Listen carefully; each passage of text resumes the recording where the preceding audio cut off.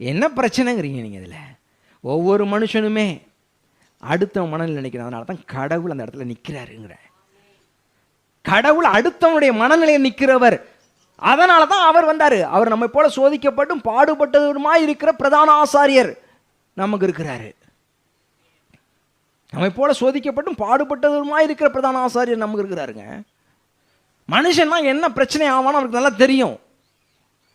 மனுஷன் அவன் மனசில் என்ன ஓடும், என்ன பிரச்சனைக்குள்ள இருப்பான், எதை பிரச்சனையை அவன் சந்திச்சுக்கிட்டு இருப்பான்னு அவருக்கு தெரியும். அவன் மனசு என்ன யோசிக்கணும் அவருக்கு நல்லா தெரியும். அதனால தான் அவர் இயேசு அனுப்பிச்சு வச்சார். மனுஷன் தெரியும், மனுஷனுக்கு தான் தெரிய மாட்டேங்குது அவர் யாருன்றது.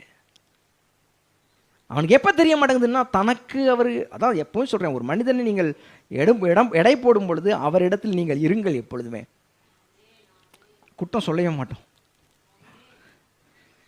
அது தெரியறதில்ல பாருங்க.